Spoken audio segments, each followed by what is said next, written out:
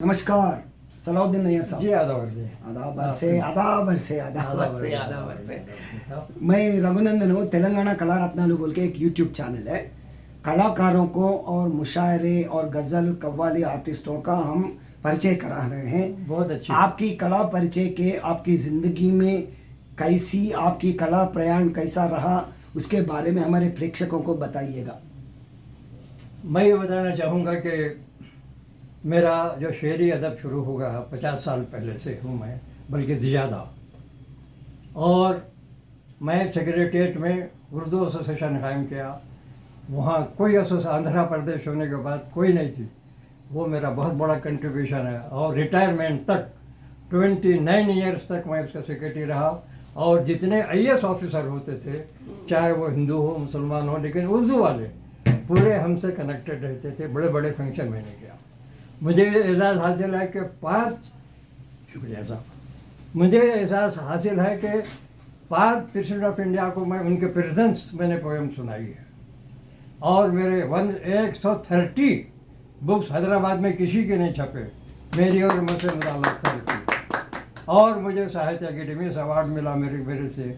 यहाँ के तकरीबन 300 से ज़्यादा अवार्ड मेरे गवर्नमेंट जी में, मुख्तलिफ गवर्नमेंट के एसोसिएशन रजिस्टर के। और राजभवन में जब कृष्णकांत थे वहाँ का मैं कन्वीनर पूरे अदबी में करता था। राष्ट्रपति निलायम में जो मुशायरे होते थे, सदर जमहूरिया साल में एक दफ़ा बंदीक के लिए आते हैं तो मुशायरे होते थे, वहाँ मैं कन्वीनर रहता था। मैंने बहुत काम किया है। और मुलाजिमत करते हुए मैंने कहा, और सारी ज़िंदगी पाक साफ रही मेरी। और ख़ास तौर पर गैर मुस्लिम जितने राइटर हैं ना, सब मुझसे कनेक्टेड रहे। बागा रेड्डी मेरे क्लासमेट, मुंशी फाजिल के मेरे साथ रहे। डॉक्टर सायरन रेड्डी का मैं गुरु हूँ उर्दू में। उर्दू शायरी करते हैं, सेक्रेटरीट में भी थे, उनका मैं रहा हूँ। उनकी किताब जो छपी है मेरी पूरे तसीह के गज़लें हैं उसमें, नायरा रेड्डी साहब के। मेरा जो सिलसिला है, मेरा जो अदबी सिलसिला है बहुत ही लंबा है। और इसके लिए कई लोग इंटरव्यू लेते हैं, जाते हैं, लेकिन अल्लाह का एहसान है कि मेरी सेहत अच्छी है।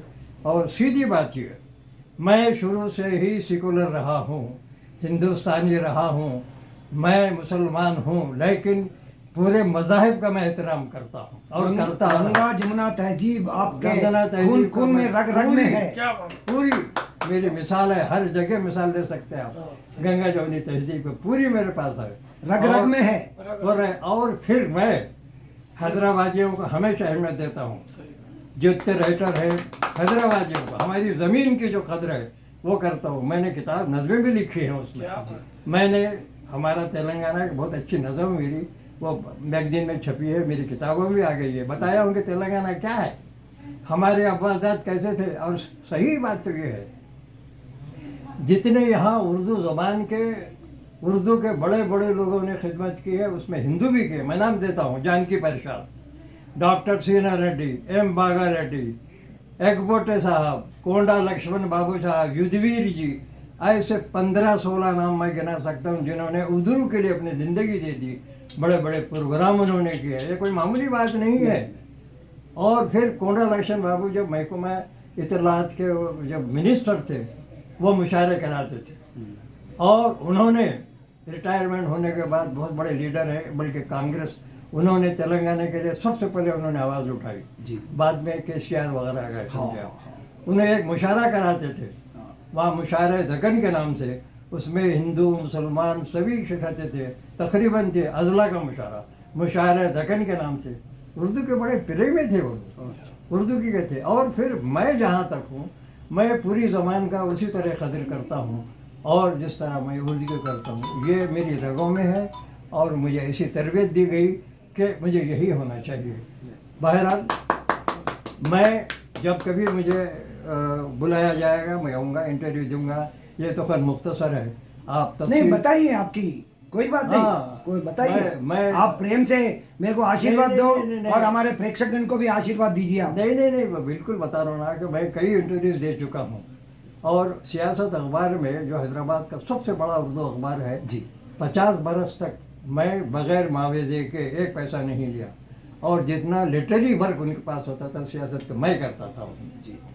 सेक्रेटेरिएट में रहते हो, पूरी दुनिया में सियासत में गुजरता था और बिला मुआवजा, ये बता रहा हूँ। इस बात से मुझे जरूरत नहीं थी, मुझे कोई माशी परेशान नहीं जी। थी। आमतौर पर ये शायर अजीब क्या है, बड़ा परेशान रहते, हाँ, इनके पास पैसा नहीं है, उनके पास ये नहीं, मेरा मामला ही नहीं है।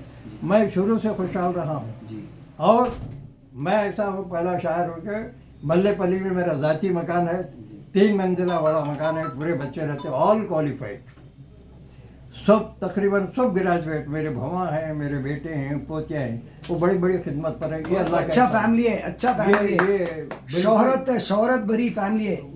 ये बता रहा हूँ मैं आपको, मेरा पूरा खानदान जो है वो गैर मामूली मेरा रहा है, समझे आप। तो बहरहाल ये जो हैदराबाद की गंगा जमुनी तहजीब है, जी। वो कब से काम कर रहे हैं? निजाम को देखे आप? हमारे निज़ाम को मैं खाली देखा हूँ मैं, जी। बल्कि निज़ाम ने मेरी एक नज़म की तारीफ, रहनुमा तो यहाँ से एक निज़ाम गजट अखबार निकलता था, उनके पोयम छपती थी, मेरी पोयम उसमें छपती थी। उन्होंने पूछा, भैया सलाहुद्दीन नैयर कौन है? हुजूरी निज़ाम उस्मान अली खान बोलेगे सलाहुद्दीन नैयर कौन है? बाद में मालूम है कि ये सलाहुद्दीन नैयर हैदराबाद का शायर है ये। जी तो मेरी पहचान जो है अल्लाह के फजल से है, और मैं कभी गुरूर नहीं करता, जी मैं जैसा हूँ वैसा हूँ। जी। और आप जमीन से आसमान से जमीन में उतरे तारे हैं आप। नहीं, खैर वो आपकी मेहरबानी बोलते हैं, लेकिन मैं अपनी अपनी ज़मीन से जुड़ा हुआ हूँ। जी। और उस दिन की बातें बोलिए, आपके जो जो बचपन के बातें सब बताइए हमारे प्रेक्षकों को। मैं आपको बताऊंगा। जी अगर बचपन पूछना चाहते हैं तो मेरा ताल्लुक हैदराबाद दक्कन से है। जी हुमनाबाद मेरा वतन है। जी हुमनाबाद एक ऐसा तो वो है, एक ताल्लुक आ रहा है, जब मेरे बचपन में मैं हैदराबाद में या 14 साल के बाद आया, जी वहाँ की इब्तदाई, क्योंकि फर्दर एजुकेशन के हैदराबाद आ, यहाँ आने के बाद मैं ग्रेजुएशन करा, पोस्ट ग्रेजुएशन सर्विस, ये बड़ी लंबी कहानी है। जी हुमनाबाद के बता दूँ मैं आपको। जी। हमारे आपका उम्र क्या है अभी? जी, आपका उम्र? अब उम्र मेरे 85 बोल सकते हैं, मैं तो बोलता हूँ उम्र क्यों पूछते हैं आप, मुझे देखो बस है। No, you are 50, you are 58, you are not 85, you are 58। हाँ, नहीं मैं यही बोल रहा हूँ साहब, उम्र मत 58 पूछो। बरस है आप। हाँ, 58 मेरे को बरस ये है। पूछो। और ये एक बड़ी बात सुना तो जी, मैं को, जी। यहाँ शादा कॉलेज की आप जो- दिल के बहुत अमीर हैं। अल्लाह का एहसान है। यहाँ एक बात बताता हूँ, यहाँ ये शादा कॉलेज आपने नाम सुना होगा, बहुत हाँ। बड़ा शादा कॉलेज है, और उसकी जो फाउंडर है अजमत अब्दुल खयूम, जी। मेरी मुँह बोली बहन है वो। उनका एक बहुत बड़ा फंक्शन में जुबली हॉल में किया था, उसमें हैदराबाद के तमाम लोग, नायरा रेड्डी उसमें मौजूद थे, भगा रेड्डी थे, और सरदार अली खान थे, जय आवेद अली खान जी, बड़े बड़े लोग थे। उन्होंने पूरा प्रोग्राम मैं ऑर्गेनाइज किया, उनकी बुक छपा था। उन्होंने शुक्रिया अदा करते हुए कहा कि इन तमाम का मैं शुक्र, नाम लेके बताया कि इनका नाम लेके बोला, लेकिन एक ऐसा है सलाहुद्दीन नैयर मेरा भाई है, मैं उसका शुक्रिया अदा नहीं करती। नहीं कर अलबत्ता अल्लाह से मैं दुआ करता हूँ मेरी बाकी उम्र जो है उनको लग जाए। अरे वाह, क्या बात है, इतनी बड़ी क्या दुआ बात। दी उन्होंने। एक मुशायरा बोलिए हमारे मैं बता रहा हूँ प्रेक्षकों ना, को। एक मुशायरा बोलिए। एक बता रहा हूँ मैं आपके, सुने आप। जी जी। और बहुत बहुत खुशकिस्मत हूँ आपसे मैं- भी बात करके। मैं बता दूं, मेरा उन्होंने आपके आशीर्वाद चाहिए हम जैसे अरे नहीं, बच्चों को। आप बुलाइए कभी, इत्मीनान से मैं आऊँगा, आप कभी भी फोन कीजिए। नहीं, अभी एक मुशायरा, छोटी मुशायरा। शेर सुनाता हाँ, हूँ, शेर शेर। सुनाता हूँ मैं, जी कुछ शेर सुनाता हूँ जी मैं। जी, आजमाइए। आबिद अली खान का जब इंतकाल हुआ तो जी मैंने लिखा था, जी जी जी। बुलंदियाँ उतर आती हैं जिसके आंगन में। क्या बात है। आबिद अली खान के बारे में, इंतकाल के बारे में लिखा था, बुलंदियाँ उतर आती हैं जिसके आंगन में, जमीन पे रहता था वो शख्स आसमां की तरह। क्या बात है। वो आसमां की तरह क्या बात है। वैसा। बहुत से ऐसे शेर हैं मेरे। मीको, क्या क्या अवार्ड्स आए आपको? अब आप देखिए, मेरे साहित्य अकेडमी में अवार्ड मिला मुझे। जी। हुकूमत जब तेलंगाना जब बन गया यहाँ, उर्दू के पहला शायर, सबसे बड़े शायर के हिस्से से मुझे यहाँ अवार्ड दिया गया, एक ही शायर को पूरी स्टेट में। जी मेरी पोजीशन राजकवि की पोजीशन है। जी। 1 लाख का अवार्ड दिए मोमेंटो जी, केसीआर साहब, वो रमनाचारी साहब मेरे बड़े कदरदान थे जी। उन्होंने मुझे तकरीबन 30-35 साल से जानते जी हैं। हाँ वो उन्होंने कहा कि ये शख्स है, जी। तो शख्स है आप। मैं बता रहा हूँ वो है। साहित्य अकेडमी में अवार्ड मिला मेरे जी। को, तकरीबन 300 अवार्ड मुझे मिलते, गवर्नमेंट के तमाम चीफ मिनिस्टर अवार्ड क्या ना कोई रहेगा ना कोई है अभी तक।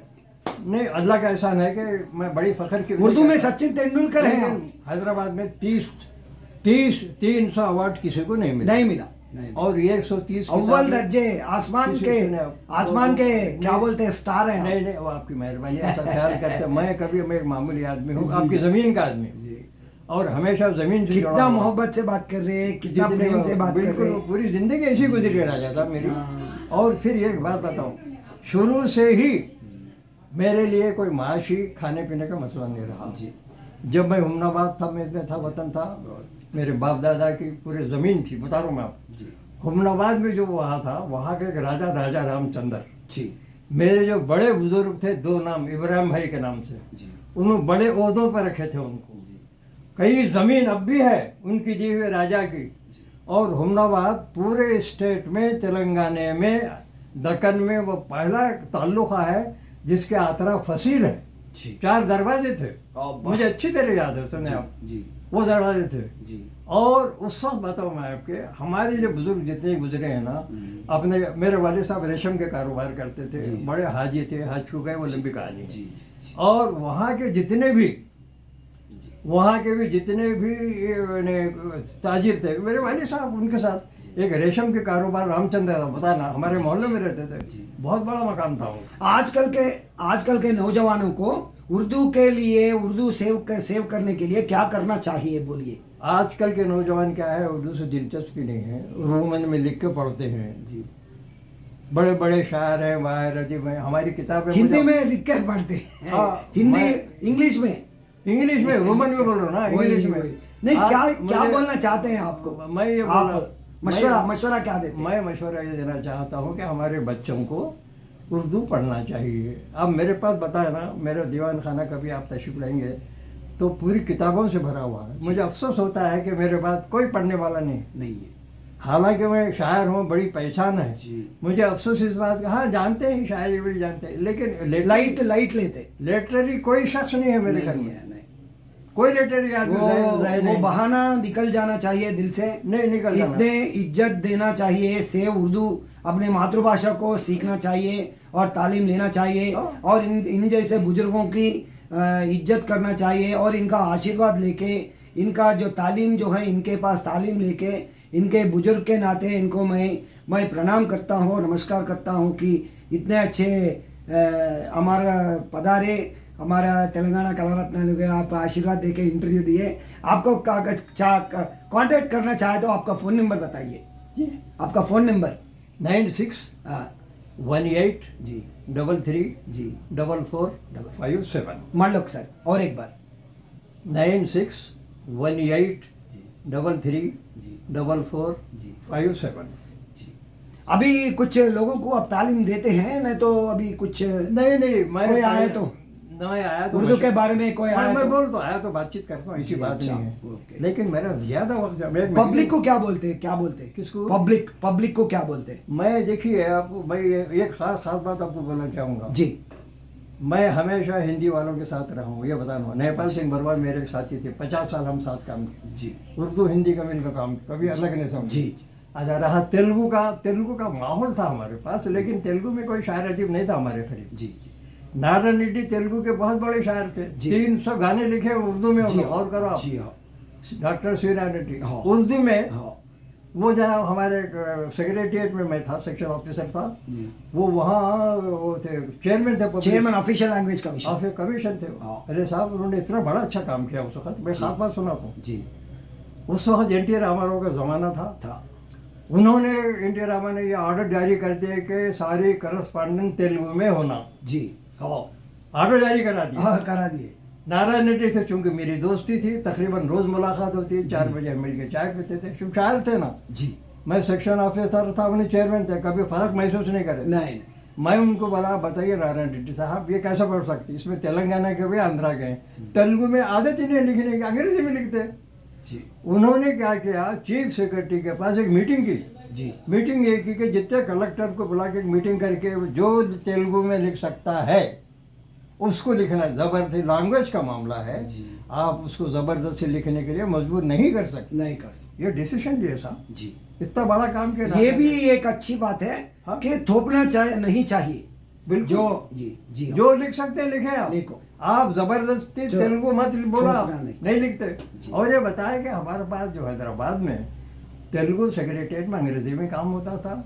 और हमारा जो माहौल है उर्दू हिंदी तेलुगु का मिला जुला है, जी। बल्कि तेलुगु कम है, उर्दू हिंदी के हम लोग हैं। जी, हमारा इधर रियासत का जमीनी व्यवस्था वैसा है। हमारी ज़मीन ही अलग है बिल्कुल। अब आप देखिए, मैं कई बताता हूँ मैं आपके पास, कई शागिर्दा है। जी एक कविता किरण मेरी शागिर्द है, हिंदू लड़की, जी 4 शेरी मजमूए लिखी। और अंबाजीराव साहब, उनके अंबाजीराव जो वो थे असिस्टेंट कमिश्नर पुलिस, वो भी शायर थे। वो लड़की, गौर करो आप, उर्दू में दिलचस्पी तो 4 शेरी मजमूए लिखे हुए।